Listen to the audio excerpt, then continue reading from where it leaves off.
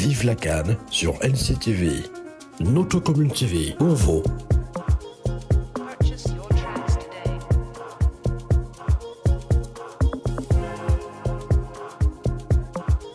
Alors, parlons cette fois-ci de Bryan Mbeumo, si vous voulez bien. Le cas Bryan Mbeumo qui a suscité pas mal de commentaires. J'ai failli dire polémique, non, c'est pas des polémiques, des commentaires. Parce que Bryan Mbeumo, dans cette CAN, finalement, en 5 matchs, c'est 0 but marqué. Mais beaucoup d'occasions créées. Parce que Bryan Mbeumo, dans cette CAN, fait partie des joueurs qui créent beaucoup d'occasions, qui créent le plus d'occasions. Sauf que Bryan Mbeumo n'a marqué aucun but dans cette CAN. Il est auteur d'une passe décisive sur le but de Karl Taillon lors du match contre le Gabon. Bryan Mbeumo a également, on se rappelle des conseils de Roger Mila qui lui faisait comprendre qu'il ne doit pas quitter cette CAN sans marquer de but. Quelle analyse faites-vous de la participation de Bryan Mbeumo dans cette 35e édition de la Coupe d'Afrique des Nations? Êtes-vous déçu par le fait qu'il n'ait pas marqué de but, son but? Moi, je vais répondre en premier. Excuse-moi, Lucas, je vais répondre en premier en disant que, sincèrement, en tant que je ne vois pas quel observateur, ça ne serait pas décent pour un observateur de football de reprocher quoi que ce soit à Bryan Mbeumo. Vraiment, ce garçon a monté, il a tout donné. Il a tout donné pendant cette CAN. Il n'est pas... Les propos de Roger Mila, pour moi, étaient une guise d'encouragement. Je ne vois pas les propos de Mila comme une invective ou bien... Les propos de Roger Mila ne doivent pas être mal analysés. Ça, c'est pour ma part. Je ne vois pas ce qu'on peut reprocher à Bryan Mbeumo. Mbeumo s'est mis au service de cette équipe. Je ne suis pas obligé de marquer, mais si je peux faire marquer les autres. Je prends pour témoin le match contre le Mozambique. Si Kofan était un joueur vraiment expérimenté, parce que moi, je pense que les ratés de Kofan face au Mozambique, c'est dû plus au manque d'expérience. Il est excusable pour cela. Sinon, Mbeumo lui a donné 3 caviar pendant ce match. Où est le problème si Mbeumo se met au service de l'équipe et qu'il veut faire marquer ses coéquipiers? Il fait passer l'équipe avant sa personne. C'est ce que moi j'ai remarqué de Mbeumo. On a joué un match hier où toute l'équipe a été pratiquement muselée. Moi, je ne vois pas où est le problème. Mbeumo a fait sa CAN. Moi, je ne vois pas ce qu'on peut reprocher à un garçon comme celui-là. Il a mouillé le maillot du premier au dernier match. Donc, qu'on ne cherche pas à faire, je ne sais pas quoi, une chasse aux sorcières, mais de mon avis, Mbeumo, pour moi, a été irréprochable, que ce soit dans les efforts, que ce soit dans le jeu, que ce soit dans la production, que ce soit dans la projection de l'équipe vers l'avant. Donc, c'est simple pour moi. Et c'est clair et net. C'est le même cas pour vous, Lucas. Est-ce que vous pensez, comme Roger Mila, quand on est Bryan Mbeumo, on ne peut pas quitter une CAN sans marquer de but en 5 matchs? Bon, c'est Roger Mila qui le dit.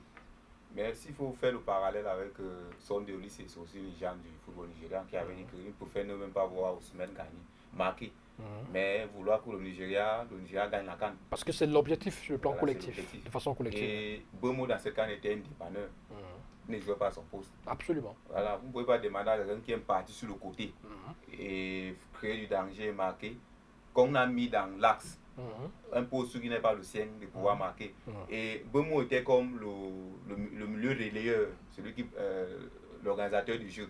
C'est ce qu'on a mis parce qu'on jouait en 3-5-1-1. Donc il jouait directement derrière l'attaque.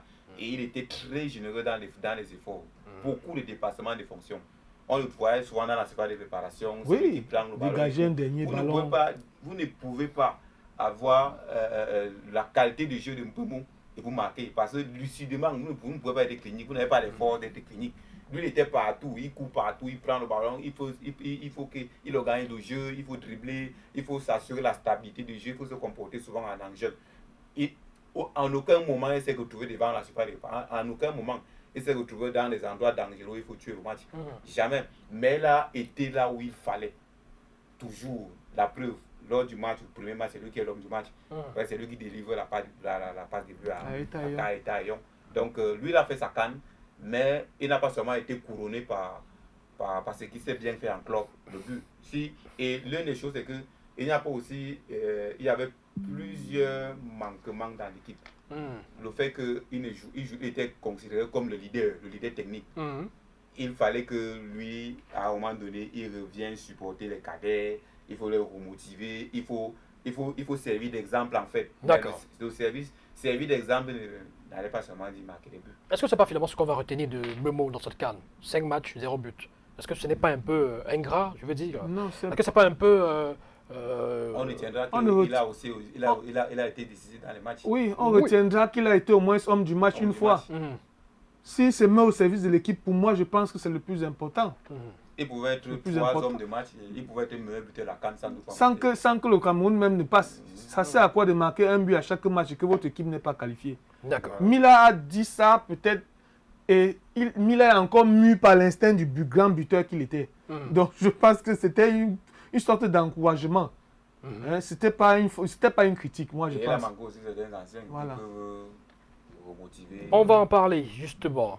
Alors, vous évoquez l'absence des anciens. Bon, écoutez, sautons, allons-y rapidement, directement sur les anciens. Les Lions ont manqué, est-ce qu'ils ont manqué d'expérience selon vous dans cette compétition et surtout sur le match contre le Maroc? Est-ce que de façon générale, vous avez vu une équipe qui a manqué d'expérience dans des phases particulières? Oui, à certains égards, oui. Parce qu'on avait beaucoup de jeunes joueurs, on a beaucoup de jeunes joueurs. Dina Ebimbe, c'est sa première compétition internationale. Et contre quel adversaire? Le Maroc, qui est une mastodonte du football africain. Kofan même était... Mais pour Kofan, c'est moins grave parce que il était tributaire de la prestation de ses autres coéquipiers. C'est-à-dire l'équipe Il dépendait voilà, d'eux. il dépendait du fait que c'était Il est buteur, votre il collectif. est, Tout à fait. il est au bout de la chaîne Donc, et il doit bénéficier des actions des autres. Et nous avons des joueurs encore comme qui? Comme Avom. Avom a et lui-même était un peu à la ramasse. Hier, il a pris un carton jaune. De quoi? De frustration. Donc c'était... Oui, il y a le manque d'expérience aussi. Mhm. C'est vrai qu'il y avait un écart de niveau abyssal, mais il y a aussi quelque part le manque d'expérience. Il y a des joueurs qui n'étaient pas très expérimentés. Et ça a beaucoup d'éteint sur le jeu. Ça a beaucoup, même les occasions de Kofan ratées, même les occasions de Kaeta Young, ils sont encore jeunes. C'est la première grande compétition internationale. Donc, on va seulement retenir que pour la suite, ils feront mieux. On n'est pas là pour tirer sur les joueurs. Pour la suite, ils feront mieux, mais il y a aussi le manque d'expérience qui a primé dans ce match. Alors, Lucas, manque d'expérience ou pas, est-ce que ça pose le problème du retour en sélection de certains joueurs expérimentés? On peut citer des Vincent Aboubakar, des André Onana. Bon, Zamboanguissa, lui, il était blessé, ça on le sait, donc il n'a pas été mis à l'écart. Martin, on l'a au milieu de terrain, qui peut-être, avec son expérience aussi, comparativement peut-être à un Kamdem qui était sur le banc de touche. Martin, on l'a quand même. Est-ce qu'il n'avait pas sa place dans cette liste de 28? Est-ce que vous êtes favorable pour des retours de ces joueurs expérimentés, entre guillemets? Choupo-Moting aussi, pourquoi pas? Il n'y a pas seulement eu le manque d'expérience, il y a aussi le niveau, au niveau de la compétition. Brahim Dia, c'est Real Madrid, Hakimi, c'est PSG, Mazraoui, c'est United. Donc, ce sont des gars qui sont habitués à la haute compétition. Nous, là, Naguida s'est remplacé à Manchester United. Non, vous avez. Permettez-moi de citer quelques noms. Je cherche. Kofan, Kofan est remplaçant. Il n'est pas titulaire à Liverpool. Il n'est pas titulaire. il a déclaré qu'il n'a pas que quand il joue. Oui, il a déclaré que le public de Patrick Soko est à 14 matchs sans marquer avec les Levante. Il a marqué un match de coupe, non? Il y a quelques semaines. Patrick Soko en championnat, c'est 14 matchs, 0 but. La qualité de compétition que les joueurs du Maroc jouent. Nous, on n'a pas des gars qui jouent à ces compétitions-là. Brighton de Baleba 40e. Il se bagarre à la relégation. Mais quand vous parlez de Brahim Dia, c'est le Real Madrid. Hakimi, c'est le ballon d'or africain. Naïef Agued, Marseille. Marseille. Donc, ce sont les grands. On ne peut pas parler seulement du manque d'expérience. Maintenant, la deuxième question, est-ce que le retour, moi je pense que l'équipe nationale du Cameroun ne doit que contenir des joueurs qui brillent en club. Et c'est ouvert à tous les Camerounais. C'est pas parce que l'entraîneur peut avoir son noyau dur, c'est vrai, mais commence à greffer autour de son noyau certains joueurs qui vont accompagner son équipe. Mais c'est quand même l'équipe nationale du Cameroun. Il faut qu'il y ait il faut mériter pour pouvoir être appelé. On va laisser un gardien qui joue en deuxième division en Turquie, qui a joué la finale de Ligue des Champions, pour appeler les gardiens qui jouent en Ligue 2 en France. Vous voulez dire un gardien qui joue en première division en Turquie, oui. Troisième du championnat, voilà. Pour appeler un gardien qui joue au plus de la Linafoot. La Linafoot ne peut pas être comparée à le championnat turc. Donc l'équipe nationale du Cameroun, pour être appelée, il faut mériter. Mais dans les compétitions comme la CAN et toutes les compétitions internationales d'ailleurs, il faut quand même de l'expérience pour pouvoir aller loin. Parce que il y a cet adage africain qui dit l'enfant, la course de l'enfant, c'est le matin. Ça veut dire que quand il y a match, le jeune court partout. Et c'est le vieux qui lui demande de temporiser et d'aller se replacer. Mais quand vous avez tous des jeunes, qui va les positionner qui dans le milieu du terrain, ça devient un problème. Donc il faut toujours un ancien dans tous les compartiments. Ça veut dire que dans la ligne défensive, il doit y avoir un ancien qui positionne les jeunes. Au milieu du terrain, il doit y avoir un ancien qui positionne le jeune. Et en attaque, il doit y avoir un ancien qui positionne le jeune. Et même au banc, même sur le banc de touche, il doit toujours avoir des anciens qui sont toujours en train d'éviter que les jeunes s'égarent. D'accord. Alors allons rapidement parce qu'on nous fait des signes en face. Intéressons-nous à présent, à cette problématique relative aux arbitres, à l'arbitrage. Est-ce que vous souhaitez commenter cette problématique? Est-ce que pour vous il y a eu frustration, de l'arbitre contre les Lions indomptables du Cameroun? Magloire, y a-t-il eu des erreurs flagrantes d'arbitrage? Il y a eu des erreurs. Ça ne serait pas honnête de ne pas le reconnaître. Il y a eu des erreurs d'arbitrage. Mais je pense que quand vous êtes à une compétition comme la CAN, vous n'êtes pas à l'abri de certaines injustices. Le Cameroun en a tellement connu dans son trajet, dans son parcours, dans des compétitions. Même aux Jeux Olympiques, on a eu des injustices en 2000 avant de gagner. Donc, l'arbitre hier aussi, c'est un match, il faut dire que c'est un match à grand enjeu. Et l'arbitre aussi est sous pression. Il y a des pressions qui sont visibles, il y a des pressions qui ne sont pas visibles. C'est malheureux d'avoir assisté à ce match, il y a eu des arbitres. Mais je préfère qu'on reste concentré sur nous-mêmes. Parce qu'à la base, le Cameroun n'a pas été au rendez-vous, surtout en première mi-temps. Les faits de jeu, ça arrive. L'arbitre peut siffler comme il peut ne pas siffler. Donc, l'arbitrage a été décevant, mais au fond, à la base, d'abord, nous, on n'a pas été vraiment impactant. Ça fait mal. Mais bon. Et lorsqu'on est le Cameroun, on ne doit pas penser à l'arbitre. Et on sait tous que ces pays du Maghreb ont parfois des connivences malheureuses par rapport aux pays d'Afrique subsaharienne. Donc, ça fait mal. L'arbitre n'a pas bien fait son travail, mais on a aussi notre part de responsabilité. Ça, il faut le dire. D'accord. Alors, Lucas, vous avez des connaissances en matière d'arbitrage. Vous êtes même un arbitre, s'il faut le dire ainsi. Est-ce qu'il y a eu des erreurs d'arbitrage hier, selon vous, qui ont peut-être empêché au Lion de remporter ce match? Je pourrais parler de... Vous savez, chez nous, en arbitrage, on ne parle pas des arbitres, des pénaltys. Parce qu'on dit que le pénalty, c'est une question de fait. C'est chacun, dans cette situation, c'est l'arbitre seul qui prend sa décision. Et c'est pourquoi on dit toujours que c'est chaque arbitre qui a son score du match par rapport à cette situation-là. Un autre arbitre sifflerait pénalty que les gens ne se plaindront pas. Je parle de la faute sur Bomo, la situation de Bomo, il ne peut pas dire faute. Donc un autre n'aurait pas sifflé, comme lui l'a choisi de ne pas siffler. Donc ça n'engage que lui. Selon lui, c'est sa perception. Il aurait dit que c'est Bomo qui initie le contact. C'est Bomo qui vient chercher la faute, c'est Bomo qui vient chercher le contact.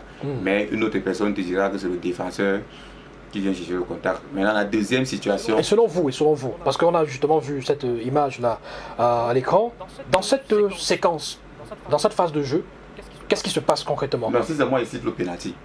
Pour quelle raison? Non, il cite le penalty parce que dans cette situation, Mbeumo est déséquilibré par le défenseur. Vous voyez, Mbeumo, quand il fait le dribble, il laisse traîner le pied, le défenseur vient... Alors, il laisse traîner le pied. C'est le pied de Mbeumo qui va à la rencontre du jeu. Il laisse traîner le pied. Si c'était le pied gauche d'appui qui était fauché, là il y a un penalty. Non, regarde. Oui. Regarde bien. Regarde où il y a la position du ballon. Est-ce que le défenseur va vers Mbeumo avec l'intention de le tacler? Non, il y a contact, il parle du contact. Il y a contact. Le contact est-il volontaire dans le but de déséquilibrer Mbeumo ou alors c'est un contact On ne naturel? peut pas savoir s'il y a contact. Donc, je vous pose la question parce que vous êtes arbitre, vous pouvez mieux éclairer la lanterne des uns des autres. C'est pourquoi il dit qu'il y a, si un autre arbitre sifflerait penalty par rapport à son analyse qui s'est faite de la situation. Mais lui là, s'il a décidé de ne pas siffler, de ne pas prendre le penalty, mais une autre personne dans cette situation de doute serait parti regarder le VAR. Donc, et pour lui, il a décidé qu'il ne va pas. Dans quel cas est-ce que le VAR, vous êtes arbitre, dans quel cas est-ce que le VAR intervient? Est-ce que à ce niveau, au niveau du VAR, on regarde les images et on vous fait comprendre que non, il n'y a rien de litigieux, vous pouvez continuer? Ou alors, vous-même, vous sollicitez le VAR pour avoir... J'ai discuté avec les arbitres qui ont utilisé le VAR. Ils vous disent que pendant qu'on joue, puisque c'est lui qui demande de regarder le VAR, c'est l'arbitre lui qui demande de regarder le VAR. On peut aussi l'appeler? Non, lui on peut l'appeler, mais on peut l'appeler dès qu'il ne vient pas, que ça va, ne m'appelez pas, puisque c'est lui le patron du match. Quoi qu'on fasse, c'est lui qui va prendre la décision. Quand il y a situation, pendant que le match se poursuit, il demande de caler l'image. Pendant qu'il court, il demande de caler l'image. Après un arrêt naturel, il ira consulter le VAR pour savoir quelle décision il va falloir prendre. Maintenant, la deuxième situation que je voulais parler, c'est qu'à l'entrée de la soirée de réparation, on commet une faute sur Eta Young et l'arbitre siffle contre Ya. Moi, il me dit qu'à cet instant-là, il s'est trompé. L'arbitre s'est trompé. Et il y a une situation où je crois que c'est Agued qui vient faire la faute sur Kofan. Les gens ont estimé qu'il y avait faute. Lui, il a dit qu'il n'y a pas de faute. Or, nous, Tolo a fait la même situation, il n'a pas sifflé. Donc vous voyez que pour lui, il faisait du 50-50. Il ne siffle pas ça ici, il ne siffle pas ça là-bas. C'est là où les gens ont cru qu'il était contre le Maroc. Contre le Cameroun, quand la situation s'est produite sur Kofan, il n'a pas sifflé. Les gens ont commencé à créer à l'injustice. Ben nous, Tolo, vous vous souvenez que Redraguet a commencé à demander qu'on appelle la VAR parce que nous, Tolo a sorti le coup. Lui, il a dit qu'il n'a pas, on a repris le jeu par la rentrée des touches. Donc là-bas, il n'était pas, l'arbitre là-bas n'a pas fait du... Il n'a pas aidé dans ce match. Il ne s'est pas laissé influencer. Il ne s'est pas laissé influencer. C'est même le mot, pas l'affaire du pays organisateur. Ah, d'accord. Donc selon vous, l'arbitre n'a pas été finalement influencé ou alors favorable au Maroc? Si on essaie de... Oui, il n'a pas... Paraphraser il n'a pas été favorable au Maroc. Voilà les situations dont moi je vous ai parlé. La situation, quand le coup franc qu'il conduit au deuxième but, il y a faute de Naguida. Il y a faute. On n'a pas créé la faute sur Naguida. Le corner qu'on marque, c'est un corner. Les fautes qu'on cible sur Hakimi, il y a réellement faute. Et on doit comprendre qu'en football, celui qui n'a pas le ballon commet beaucoup de fautes. C'est ça. Le Maroc a commencé à subir les fautes en deuxième mi-temps parce que lui aussi n'avait pas de ballon. Il faut comprendre ça. C'est quand on se dit que bon, comme on est Camerounais et qu'il y a des situations comme ça. Il faut aussi préciser, Lucas, que le Maroc a commis beaucoup de fautes loin de ses cages. Ce qui n'a pas impacté sur leur positionnement défensif. Oui. Le Cameroun a commis beaucoup de fautes à l'orée de la surface. C'est ça qui nous a plombé. Ma gloire, autre chose, c'est que le Maroc a joué sur ses points forts. Et ils savent qu'ils ont un bon tireur de coup franc qui est Hakimi. Qu'est-ce qu'on fait? On se positionne toujours en situation de faute pour créer des fautes à l'entrée de la surface de réparation. Le but était clair. C'est notre capitaine qui a mis le hors-jeu. Parce que je n'ai pas compris l'action comment... Excusez-moi le thème, un coup type marque au milieu des gens. Brahimi n'est pas grand détail. C'est nous Tolo qui a mis. C'est nous Tolo qui a mis le hors-jeu. Ouais, c'est comment il s'appelle? Ekabi qui dévie le ballon. Qui et déjà en déviant le ballon, il a battu notre défenseur camerounais au duel. D'accord. Et les autres joueurs étaient déjà remontés pour couvrir le hors-jeu. Notre capitaine, même qui a causé le corner, ne s'est pas vite déplacé. D'accord. Les buts des Marocains n'ont pas été entachés d'irrégularité. Il y a eu des faits de jeu. Ça fait mal. L'arbitre a pris des décisions qui n'étaient pas très bonnes, qu'on n'apprécie même pas. Mais nous-mêmes, de notre part, nous n'avons pas fait quelque chose pour inverser la tendance, surtout dans le jeu. D'accord. Allez, on va s'intéresser à présent, parce qu'on nous fait encore des grands signes de l'autre côté, on va s'intéresser à présent au cas de David Pagou. C'est-à-dire que là, maintenant, on parle de David Pagou, l'entraîneur, ses choix et son avenir, les amis. Commençons par la première dorsale de cette thématique. David Pagou, les choix de Pagou pendant le match. Pendant les 90 minutes qu'auront duré ce match. On a déjà évoqué le 11 entrant, là rien à redire, c'est le 11 habituel pratiquement. Maintenant les choix, la gestion du match de David Pagou, Magloire, comment est-ce que vous l'avez trouvé? Je dirais que pour ma part, la gestion, je dirais que ça a été mi-figue, mi-raisin. Bonne à certains moments et pas bonne à d'autres. Surtout sur le choix de Dina Ebimbe. Voilà la première faute que moi je peux trouver à l'entraîneur. Comment est-ce que vous avez vu une réaction de David Pagou? Est-ce que vous avez vu un David Pagou à la hauteur de ce que proposait Regragui en face? Il n'a pas été à la hauteur. Dans l'ensemble, David Pagou n'a pas été à la hauteur de Regragui. Je ne le dénigre pas, je dis ce qu'il a fait comme travail jusqu'ici est très bien. Mais il n'a pas été à la hauteur de Regragui. Ça serait honnête de le reconnaître. Parce que en deuxième mi-temps, David Pagou a fait des changements. Et il y avait du mieux dans le jeu surtout. C'est pour ça qu'en deuxième mi-temps, le Cameroun a repris la possession. Et aussi parce qu'on a été piqué au vif par un but encaissé. Donc, il y a eu du mieux, mais cela n'a pas été suffisant. Parce que jusque-là, techniquement, on a péché. On a eu la possession, oui, à cause des améliorations apportées par Pagou, mais techniquement, on a beaucoup péché. Techniquement, on a beaucoup péché parce qu'on a des joueurs qui hormis Mbeumo, Namasso et Baleba, les autres, techniquement, je ne les ai pas trouvés au point. Les choix qu'il a fait. Moi, je n'ai pas vu l'impact de Jean Onana dans ce match, ni de Dina Ebimbe lorsqu'il est entré. Alors, Lucas, je vous relance, je vous pose la question, à la suite de Magloire. Est-ce que les choix de David Pagou commencent déjà par la liste des 28 joueurs convoqués? Est-ce que vous voyez beaucoup plus large? C'est-à-dire qu'au-delà de sa gestion de ce match, la gestion du match peut également dépendre des hommes que vous avez, des 28 joueurs que vous avez à votre disposition. Est-ce que vous voyez comme certains Camerounais qui estiment que la liste là était quelque part déséquilibrée ou incomplète? Le problème, s'il faut parler de la liste, il faut parler de la qualité de nos joueurs. Est-ce que si David Pagou avait appelé tout le monde et que c'est lui qui était le coach, on aurait eu la qualité qu'il fallait pour pouvoir gagner le match hier? Parce que il ne faut pas qu'on s'oublie.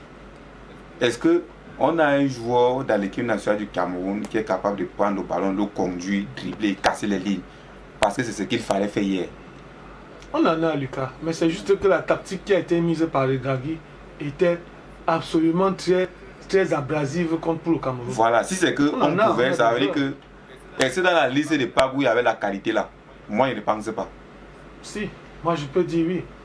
C'est Baleba qui a qu'il était, mais c'est juste qu'il a été muselé. Voilà, mais on ne peut pas dire qu'on n'a pas ce genre de joueur. Puisque pour avoir ce genre de joueur, il faut au moins deux. Comme ça, quand on va museler Baleba, que l'autre prenne. Quand vous faites allusion à ce profil, vous parlez de qui concrètement? Qui n'était pas présent? Non, je ne parle pas de quelqu'un. Je parle de la formation camerounaise, la formation de nos jeunes talents. C'est ça à quoi il faut penser. Parce que si on a un gars qui est capable de prendre en Argentine par exemple. Lucas veut dire que Baleba n'a pas un pendant. Oui. Donc il peut faire la même chose. On peut faire un plan de jeu sur Baleba, on met Magloire. Magloire vient faire le même travail. On a pendant longtemps, alors certains observateurs ont pendant longtemps réclamé Kemen, en estimant que Kemen... Non, Kemen aussi est entré parfois, mais n'a pas fait le travail. Bah oui, justement, je reviens là-dessus. C'est-à-dire que... Le problème, c'est la formation. Maintenant, dans la formation, qu'est-ce qu'il faut faire? Il ne faut plus diaboliser la conduite de passe et les dribbles. Parce que si vous avez un gars dans ce genre de situation qui prend le ballon, dribbler 1, 2, 3, ça fait douter le coach adverse. Ça veut dire qu'il va commencer à dire, bon, si on concentre le jeu sur tel, c'est celui-ci qui peut faire l'affaire. Et ça permet que le bloc adverse commence à reculer. Et il fallait qu'en premier mi-temps, le bloc adverse recule. Parce que nous étions en bas. Oui, ça nous a des avantages. Ça nous a des avantages. C'est pourquoi on a commencé à commettre la...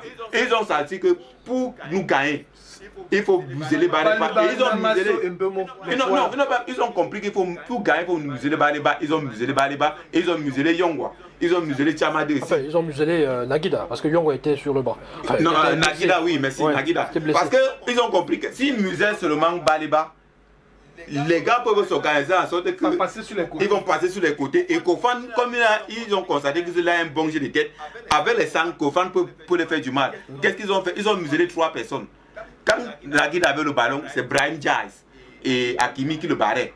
Quand du côté droit, Chaman avait le ballon, c'était Ezlaoui et Mazraoui qui le barraient. Les Alzouli, oui. Oui, qui le barrait. Ça faisait que sur le côté, ils avaient à densifier. Ils ne pouvaient plus passer facilement. Et on était obligé de jouer dans notre camp. Baleba, qu'est-ce qu'il faisait? On a eu la possession des balles en deuxième mi-temps. Ce que nous ne comprenons pas, c'est que la possession des balles, c'est dans notre camp. Parce que Baleba vient toujours prendre le ballon dans notre camp et qu'on joue là-bas. Et on croit qu'on a la possession. Oui. Ils ont organisé placer. Ils ont fait un bloc médian. Oui, ils ont fait le bloc là. Nous, on est dans notre camp, on ne progresse pas. Voilà. Alors, C'est la qualité là qu'il faut. Il faut un joueur. Il faut repenser la formation. Même comme on dit, on va remporter en 2027. Si on n'a pas la qualité là, on ne peut pas remporter. Il faut au moins 3 Baleba. Oui. d'accord. Bon. Pas seulement un Baleba, il faut un Achille Mana. Il faut la qualité d'Achille Mana. Un Zambo Anguissa. Oui, non, Zambo Anguissa, moi j'ai toujours dit que quand vous voyez Avom jouer, c'est le même registre que Zambo. Tu ne peux pas mettre Zambo et Avom dans le même stade. Ils ne vont pas se combattre. Zambo Anguissa ne sera pas, ils ne vont pas le voir. Bon, d'accord. Alors on parlait là des choix de David Pagou. Dans ce match, justement, il y a des choix. En tout cas, on va revenir à David Pagou dans un instant. On marque une petite pause, une légère pause même. Voilà, pause café, dit-on. Et on revient dans quelques instants. Vive la CAN sur NCTV, notre commune TV, pour vous.